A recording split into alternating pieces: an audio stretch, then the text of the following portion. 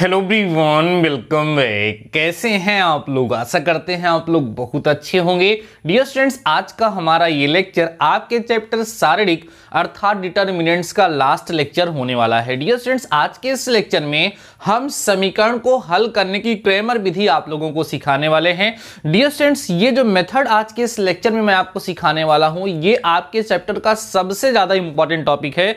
ये पूरी तरीके से श्योर है कि इस टॉपिक से आपके एग्जाम में एक क्वेश्चन जरूर से जरूर पूछा जाएगा। आपके एग्जाम में क्वेश्चन बड़े नंबर में आता है कि दिए गए रैखिक समीकरणों को क्रैमर विधि से हल कीजिए। तो आज के इस लेक्चर में मैं आपको समझाऊंगा क्रैमर विधि से रैखिक समीकरण को कैसे हल करते हैं। साथ ही साथ आज के इसी लेक्चर में मैं आपको सिखाऊंगा कि किस सिचुएशन में रैखिक समीकरणों के हल जो है वो संगत होते हैं, कब वो असंगत होते हैं। ये सारी की सारी चीजें आज के इस लेक्चर में हम आपके साथ डिस्कस करने वाले हैं। तो डियर स्टूडेंट्स, कंप्लीट लेक्चर में बने रहिएगा और क्रैमर मेथड को अच्छे से जरूर सीख लीजिएगा। डियर स्टूडेंट्स, यहां पर मैंने लिख रखा है क्रैमर विधि से रैखिक समीकरणों के हल, solution of linear equations bye Cramer's rule या क्रैमर्स मेथड हम लोग कह सकते हैं। देखिए, रैखिक समीकरण को हल करने के हमारे पास बहुत सारी विधियां हैं, लेकिन उन विधियों में से हम लोग आज एक नई विधि सीखने वाले हैं जिसका नाम है क्रैमर मेथड। इस क्रैमर मेथड से दिए गए समीकरणों को हल करने के लिए हम लोग डिटर्मिनेंट अर्थात सारणिक का यूज करते हैं। आइए मैं आपको समझाता हूं बेहतरीन तरीके से। डियर स्टूडेंट्स, आप लोग समझिएगा, आपको सब कुछ समझ में आएगा। देखो डियर स्टूडेंट्स, सपोज करिए हमारे पास इक्वेशन गिवन है a1x plus b1y plus c1z is equal to d1। इस तरीके से हमें दिया हुआ है। फिर है a2x plus b2y plus c2z is equal to d2 और ऐसे a3x plus b3y plus c3z is equal to d3। ये हमारे पास 3 इक्वेशंस गिवन है। इन 3 इक्वेशंस को डियर स्टूडेंट्स हमें क्या करना है? सॉल्व करना है क्रैमर मेथड से। और किसकी वैल्यू फाइंड करनी है? x, y और z की। इसमें जो वेरिएबल्स हैं वो x है, y है और z है। इन इक्वेशंस को सॉल्व करते हुए हमें x, y और z की वैल्यू फाइंड करनी होती है। पहले आप लोग प्रोसेस को समझिएगा।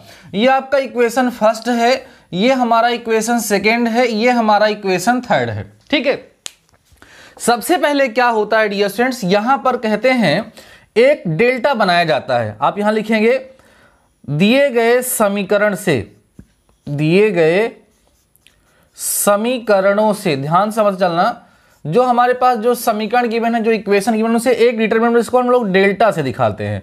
तो इसमें लिखा क्या जाता है? यही जो x के कॉफिशिएंट है और जो y की कॉफिशिएंट है, जो z के कॉफिशिएंट है। जो x के कॉफिशिएंट है वो फर्स्ट कॉलम में आ जाएंगे, जो y के कॉफिशिएंट हैं वो सेकंड कॉलम में आ जाएंगे और z के कॉफिशिएंट जो है वो थर्ड कॉलम में आ जाएंगे। ऐसे इसको लिख दिया जाएगा। तो यहां से आपको क्या मिलेगा? a1 मिलेगा, a2 मिलेगा, a3 मिलेगा, फिर b1 मिलेगा, b2 मिलेगा, b3 मिलेगा, c1, c2 और c3 मिलेगा। इतनी बात सबको समझ में आई होगी। ऐसे हम डेल्टा बना लेते हैं। उसके बाद डेल्टा को सॉल्व करते हैं तो इसकी हमें कुछ वैल्यू मिल जाती है, कुछ वैल्यू, इसका कुछ डिटरमिनेंट की वैल्यू को फाइंड करना हमने आपको सिखाया है। तो उसकी हेल्प से हम इसको सिंप्लीफाई कर लेते हैं। प्रॉपर्टी का यूज करके भी आप लोग सिंप्लीफाई कर सकते हैं या डायरेक्ट एक्सपेंशन करके हम डेल्टा की वैल्यू को फाइंड कर लेते हैं। इतनी बात सबको समझ में आ चुकी होगी। अब देखिए, इसके बाद हम आगे बढ़ते हैं, इसके बाद हम आगे बढ़ते हैं और देखते हैं कि क्या सिचुएशन बनती है। अब इसके बाद डियर स्टूडेंट्स अगेन फिर देखिएगा ध्यान से, फिर से यहां पे एक डिटरमिनेंट और बनता है। इसको हम लोग डेल्टा x से डिनोट करेंगे। किससे डिनोट करेंगे? डेल्टा x से। 100% समझ में आ जाएगा, एकदम पूरी तरीके से समझेंगे। अभी क्वेश्चन भी सॉल्व कराऊंगा, टास्क में क्वेश्चन भी दूंगा जिसको आप लोग जरूर सॉल्व करेंगे। मुझे कमेंट सेक्शन में अपना आंसर बताना बिल्कुल मत भूलिएगा, ठीक है? अगर आपको देखना है, अगर आप अपने डीडी सर से पढ़ना चाहते हैं तो पूरा पढ़िए, ठीक है? आधा अधूरा पढ़ने से कोई मतलब नहीं है। पूरा पढ़ने का समय है तो पूरा पढ़िए और सीखिए। देखिए, जब हम डेल्टा x डियर स्टूडेंट्स यहां बनाते हैं तो क्या होता है कि ये जो आपका फर्स्ट कॉलम होता है, इस डेल्टा का जो फर्स्ट कॉलम होता है, इस फर्स्ट कॉलम को ये जो आपके कांस्टेंट टर्म्स होते हैं इनसे इनको रिप्लेस कर दिया जाता है। मतलब जहां a1, a2, a3 था वहां d1, d2 और d3 आ जाएगा। बाकी यहां b1, b2, b3 था और यहां c1, c2, c3 था, ये आपका रहेगा। और हम यहां क्या करेंगे? इसको जब सॉल्व करेंगे तो इसको डेल्टा x की वैल्यू मिल जाएगी। फिर देखिए एंड ऐसे ही यहां पर डेल्टा y बनाया जाएगा। ध्यान दो, डेल्टा y। उसमें क्या होगा, ये आपका जो डेल्टा वाला डिटर्मिनेंट बना हुआ है, इस फर्स्ट कॉलम को नहीं कुछ करेंगे, थर्ड को नहीं, सेकेंड कॉलम जो होगा उसको रिप्लेस करेंगे कांस्टेंट से। तो क्या मिलेगा देखो आपको यहां पर a1 मिलेगा, a2 मिलेगा, a3 मिलेगा। उसके बाद यहां पर d1 आ जाएगा ना, d1 d2 और d3 आ जाएगा। बाकी यहां पर c1 c2 और क्या आ जाएगा c3। इस तरीके से आपने यहां पर डेल्टा y बना लिया। फिर देखो अगेन फिर से यहीं पर डेल्टा z बनाया जाएगा। क्या बनाया जाएगा, डेल्टा z। अब आपको समझ आ गया होगा। इसमें क्या करेंगे, फर्स्ट कॉलम और सेकेंड कॉलम में कोई डिस्टर्ब नहीं करेंगे, जो थर्ड कॉलम है उसको कांस्टेंट से हम क्या करेंगे, रिप्लेस कर देंगे। तो देखिए क्या आएगा आपका, यहाँ आएगा a1 a2 a3, यहाँ b1 b2 b3 और यहाँ हो जाएगा d1 d2 और कितना आएगा d3। इस तरीके से आपको डेल्टा z की वैल्यू यहां पर मिल जाएगी। इतनी प्रोसेस आई होप सबको समझ में आ गई होगी। सबसे पहले डिटरमिनेंट डेल्टा बनेगा, जो इस इक्वेशन में जो x y और z होंगे उनके कोफिशिएंट से बनेगा, उनके गुणांकों से बनेगा। उसके बाद इसके फर्स्ट कॉलम को कांस्टेंट टर्म से रिप्लेस करेंगे तो हमें डेल्टा x मिलेगा, सेकेंड को रिप्लेस करेंगे तो डेल्टा y मिलेगा, थर्ड को रिप्लेस करेंगे तो डेल्टा z मिलेगा। इतना होने के बाद नाउ ध्यान देना, नाउ ये जो हमारा x होगा उसका फार्मूला होगा डेल्टा x अपान डेल्टा। ध्यान दो, डेल्टा x की जो वैल्यू आई होगी, यहां से जो डेल्टा की वैल्यू आई होगी उसको जब हम डेल्टा से डिवाइड कर देंगे तो हमें x मिल जाएगा। ऐसे ही डियर स्टूडेंट्स y जो होगा वो डेल्टा y अपान में डेल्टा हो जाएगा, यहां से y की वैल्यू निकल जाएगी। ऐसे ही z जो होगा वो डेल्टा z अपान यहां पर हम लोग डेल्टा कर देंगे तो हमें क्या मिल जाएगा, यहां से आकर के z की वैल्यू डियर स्टूडेंट्स मिल जाएगी। आई होप आप लोगों को समझ में आ गया होगा। किसी किसी बुक में इसको डेल्टा से, इसको डेल्टा 1 डेल्टा 2 डेल्टा 3 से भी दिखाते हैं, तो सबका मतलब एक ही है। यहां से x y और z की वैल्यू हमें आसानी से मिल जाती है। यह है क्रेमर मेथड, जिसका एक प्रोफार्मा आपके सामने तैयार है। इस तरीके से क्वेश्चंस को सॉल्व करते हैं। अब मैं पहले आपको एक एग्जाम्पल के माध्यम से कुछ समझाऊंगा, उसके बाद फिर इसकी थोड़ी कंडीशंस के बारे में डिस्कस करूंगा। कई बार एग्जाम में यह आता है कि आप चेक करिए कि इसके जो सॉल्यूशंस हैं वो कंसिस्टेंट होंगे या नहीं होंगे, मींस संगत हल होंगे या नहीं होंगे, मींस इसके सॉल्यूशन पॉसिबल हैं या नहीं है, उस पर भी मैं अभी चर्चा करूंगा। लेकिन उसके पहले क्योंकि हमने ये जो मेथड आपको समझाया है, इसके बिहाफ पर एक क्वेश्चन आप लोगों के साथ डिस्कस कर लूं, फिर आगे की चीजें मैं आप लोगों के साथ शेयर करता हूं। फटाफट से इसको आप लोग नोट कर लीजिए, देन हम आगे बढ़ते हैं डियर स्टूडेंट्स, और एग्जाम के एक एग्जाम्पल के माध्यम से आपको बेहतरीन तरीके से इसको समझाने का प्रयास करते हैं। लेक्चर बहुत ही ज्यादा इंपॉर्टेंट है, कंप्लीट लेक्चर देखते चलिए डियर स्टूडेंट्स। साथ ही साथ अगर अभी तक आप लोगों ने लेक्चर को शेयर नहीं किया है तो प्लीज अपने दोस्तों के साथ एक बार लेक्चर को जरूर से जरूर शेयर कर दीजिए। सभी लोगों को एक बार बता दीजिए कि क्लास चल रही है, ठीक है।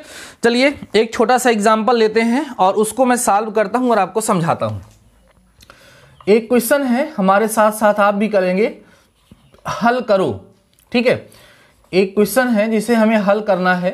देखते हैं क्वेश्चन क्या है डियर स्टूडेंट्स। हमारा क्वेश्चन है x - 2y लिखा हुआ है, प्लस में 3z = 6 लिखा हुआ है, और दूसरा है 2x प्लस में 4y लिखा है, प्लस में z = 17 है।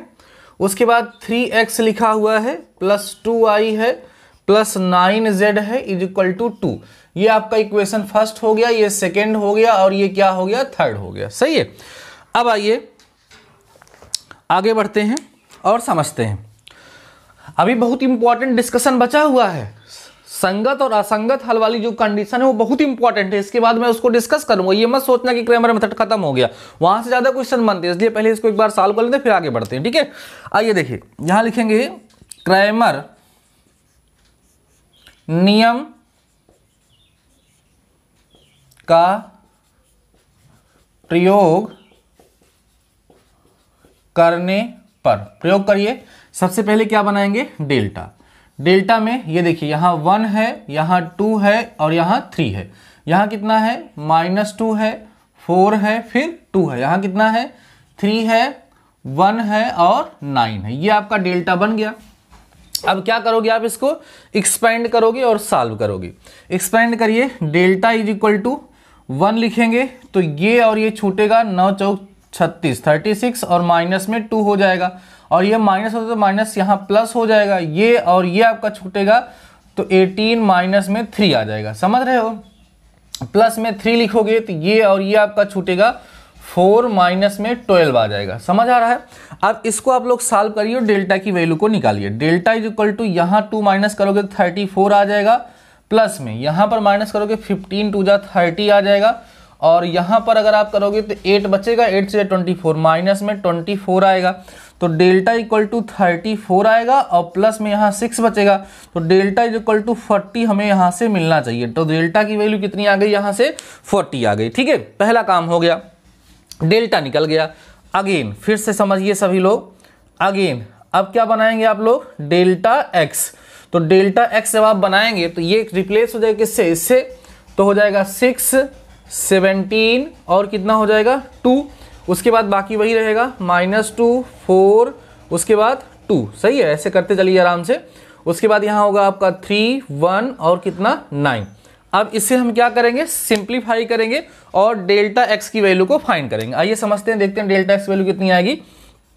Delta x is equal to, यहाँ लिखोगे आप 6, तो ये और ये छूटेगा, 9 4 जा 36 और माइनस में 2 हो गया, इसका आपका +2 हो ही जाएगा, ये और ये छोड़ोगे तो 17 100 कितना आएगा, 113 नहीं 153 आएगा ना, 9 7 जा 963, 9 कम 9, ठीक है 153 ये हो जाएगा आपका, और ये आपका ये और ये छोड़े हो, ठीक है। यहाँ माइनस में कितना हो जाएगा 2 और प्लस में यहाँ 3 होगा, ये और ये छूटेगा आपका, तो 34 और माइनस में कितना आ जाएगा 8 आ जाएगा। सही है।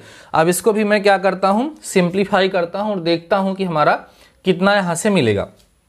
तो delta x is equal to 6 into यहाँ बचेगा कितना 34 बच जाएगा। सही है, और प्लस में यहाँ पे 2 इंटू 151 बच जाएगा।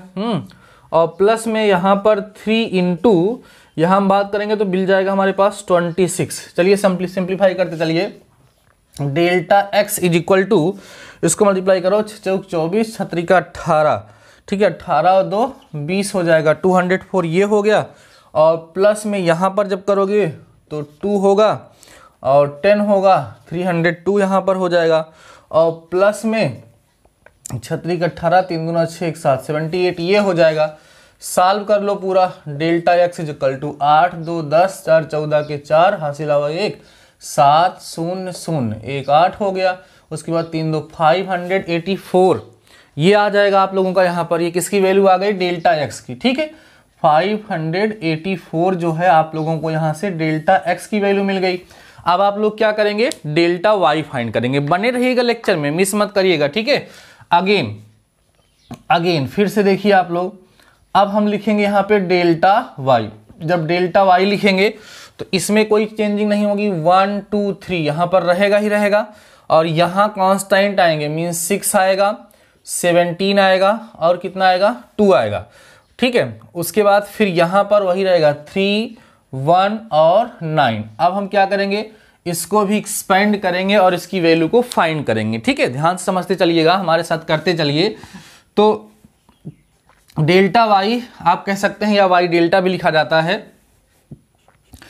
इसके रिस्पेक्ट में कर देता हूं, 1 ले लूंगा, ये और ये छूटेगा, 17 9 या 153 हो जाएगा, और माइनस में 2 हो जाएगा। फिर इसको लिखेंगे तो -2 आएगा, -2 आएगा, ये और ये छूटेगा, 6 9 54 54 ये हो गया, और 3 2 जा 6 ये हो गया। ठीक, और प्लस में कितना लिखा जाएगा 3, तो ये और ये छूटेगा, 6 -17 तो यहाँ 51। ठीक है, ये आपका यहाँ पर हो जाएगा। ये डेल्टा वाई निकल रहा है। सॉल्व करते चलिए। डेल्टा वाई इक्वल टू यहाँ 1 है, यहाँ कुल मिला के 151 बचेगा, माइनस में 2 इंटू यहाँ पर जब माइनस करेंगे तो 48 बचेगा, और प्लस में प्लस क्या है यहाँ माइनस हो जाएगा, -3 इंटू 45 यहाँ पर आप लोगों को मिल जाएगा।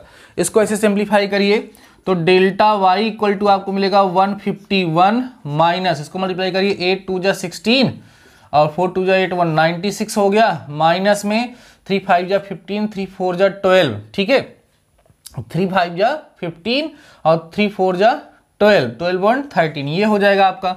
तो यहाँ से delta y equal to 151 minus दोनों को ऐड कर लो, 9 5 14 यहाँ हो गया, और 9 कहाँ यार, 6 5 11 होगा ना, 6 और 5 11 और 9 और 3 12 हो गया, 12 और 1 13 हो गया, यहाँ 2 हो गया, 2 31। तो डेल्टा वाई जब वैल्यू निकालोगे तो यहाँ 0 बचेगा और उसके बाद यहाँ पर 23 में से आपको 15 घटाना है तो 8 हो जाएगा, -80 यहाँ पर आप लोगों को डियर स्टूडेंट्स मिलना चाहिए।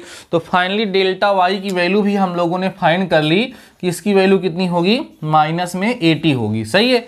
अब हमें क्या फाइंड करना होगा, डेल्टा जेड फाइंड करना होगा। समझते चलो, अगेन फिर से समझिए, अगेन जब हम डेल्टा जेड निकालेंगे तब क्या होगा हमारे पास, यहाँ 1 2 3 ये रहेगा ही रहेगा, उसके बाद यहाँ -2 4 और 2 भी रहेगा, यहाँ पर आपका आ जाएगा 6 आ जाएगा, 17 आ जाएगा और कितना आ जाएगा, 2 आ जाएगा। समझ आ रहा है।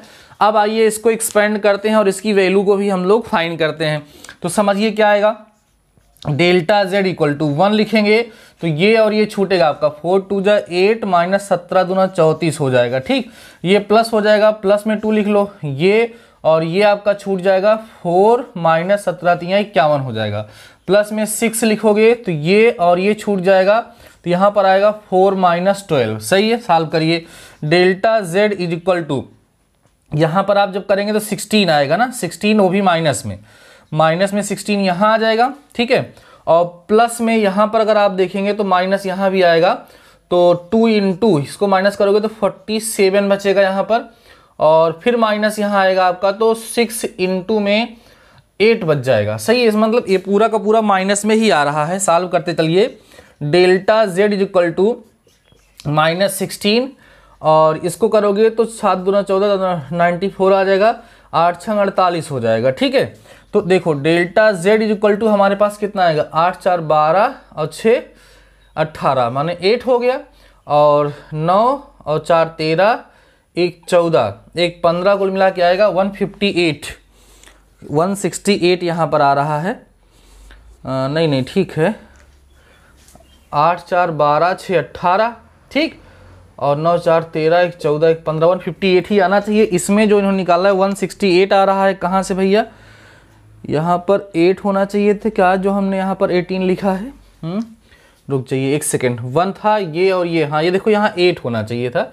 जब यहाँ 8 होता यहाँ 26 बचता ना, 26 अगर यहाँ पर बचता, यहाँ पर 26 बचता तो यहाँ पर 168 आ जाता। चलिए, डेल्टा एक्स, डेल्टा वाई और डेल्टा जेड की वैल्यू डियर स्टूडेंट्स आपको मिल चुकी है। आगे की प्रोसेस क्या है ये आप लोग भली बात समझ रहे हैं।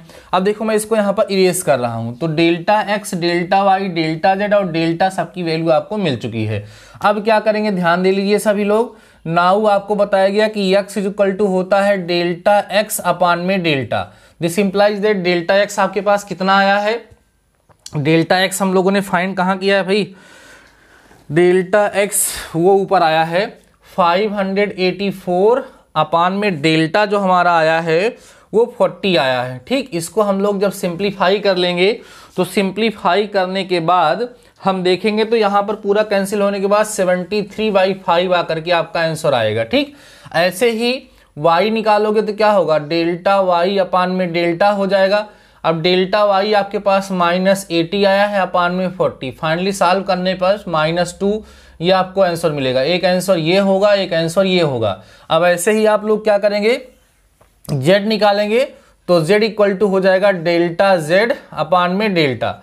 इसकी वैल्यू आई है -168 अपान में 40।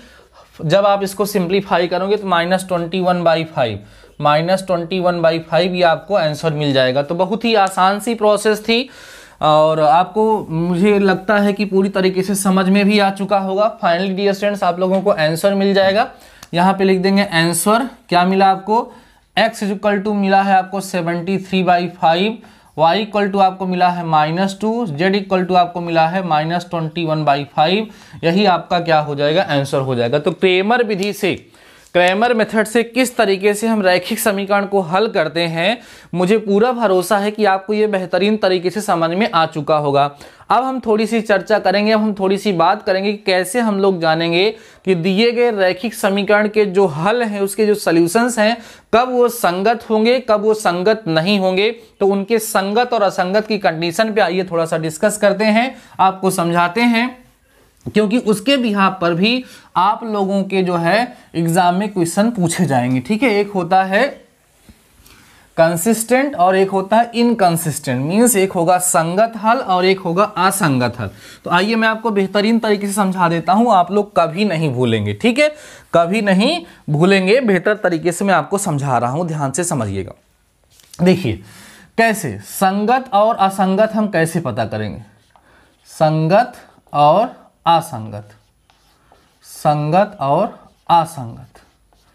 अब आप पहले समझ लीजिए कंसिस्टेंस और इनकंसिस्टेंट का मतलब होता क्या है। इंग्लिश में इसको बोलते हैं कंसिस्टेंट, कंसिस्टेंट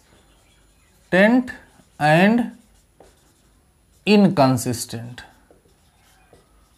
दोनों का मतलब क्या होता है पहले मैं आपको यह समझा दूं। देखो संगत, देखो डियर स्टूडेंट, जो संगत है, संगत का मतलब होता है कि जिस इक्वेशन के सॉल्यूशंस पॉसिबल हों, जिस दिए गए समीकरण का हल निकाला जा सके, इसका मतलब उसके हल संगत होते हैं। तो संगत की कैटेगरी में दो कंडीशन आते हैं, एक होता है डियर स्टूडेंट्स अद्वितीय हल, एक होगा अद्वितीय हल, जिसको हम लोग बोलते हैं यूनिक सॉल्यूशन। आराम समझिएगा, इसको बोलेंगे यूनिक सॉल्यूशंस। क्या बोलेंगे, यूनिक, मतलब एक ही आंसर उसमें आएगा। दूसरा होता है अनंत हल, अनंत हल, जिसको हम इंग्लिश में बोलते हैं इनफाइनाइट, इनफाइनाइट सॉल्यूशंस। और जो असंगत होता है, देखो इसका मतलब होता है सॉल्यूशन इज पॉसिबल, इसका मतलब है सॉल्यूशन कैसा है, पॉसिबल है। अगर सॉल्यूशन पॉसिबल है तो उसको हम संगत की कैटेगरी में लेते हैं, और यहां पे solution not possible, not possible, solution not possible. अगर सॉल्यूशन पॉसिबल नहीं है तो उसको असंगत की कंडीशन में लिया जाता है। और असंगत की कंडीशन में बस एक ही कंडीशन होती है, कोई हल नहीं होगा, कोई हल नहीं होगा। ठीक, अब आइए हम, जब हमें कोई भी रैखिक समीकरण दिया होगा, उसका पेयर दिया होगा, तो मतलब उसको देख करके कैसे हम लोग ये जानेंगे कि इसके हल संगत हैं या असंगत हैं। और क्योंकि जब संगत हल होते हैं तभी इक्वेशंस को सॉल्व किया जाता है, अगर उसके हल असंगत हो जाते हैं उसके इक्वेशन को सॉल्व नहीं किया जाता है। आइए डिस्कस करते हैं आप लोगों के साथ। देखो डियर स्टूडेंट, सपोज करिए कि जैसे आपके पास a1x plus b1y plus c1z is equal to d1, सही है। ये आपके पास पहला इक्वेशन गिवन है। फिर a2x plus b2y plus c2z is equal to d2, ये आपके पास सेकेंड इक्वेशन गिवन है। फिर a3x plus b3y plus c3z is equal to d3, ये आपके पास थर्ड इक्वेशन गिवन है। ठीक है, ये आपके पास 3 इक्वेशंस गिवन है और हमें क्या करना है, इन इक्वेशंस को सॉल्व करना है क्रेमर मेथड से। लेकिन उसके पहले हमें ये चेक करना है कि इसके जो सॉल्यूशंस होंगे वो कंसिस्टेंट होंगे या इनकंसिस्टेंट होंगे, मतलब इसके हल संगत होंगे या नहीं होंगे, संगत होंगे या असंगत होंगे। प्रोसेस क्या होती है, जब हम क्रेमर मेथड का यूज करते हैं तो सबसे पहले डेल्टा निकालते हैं, a1x a2x a3x, उसके बाद a1 a2 a3, फिर b1 b2 b3, फिर उसके बाद क्या करते हैं c1 c2 और क्या निकालते हैं c3।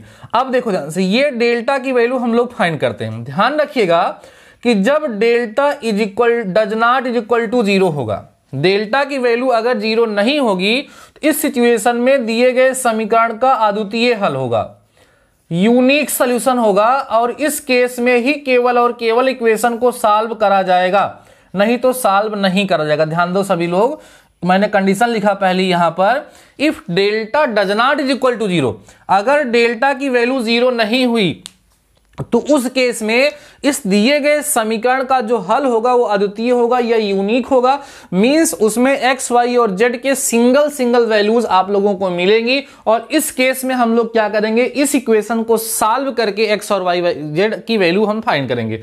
अगर अगला केस देखिए, ये पहला केस है, मैं आपको थोड़ा सा यहां से इसको हाईलाइट करके दिखाता हूं, ध्यान रखिएगा।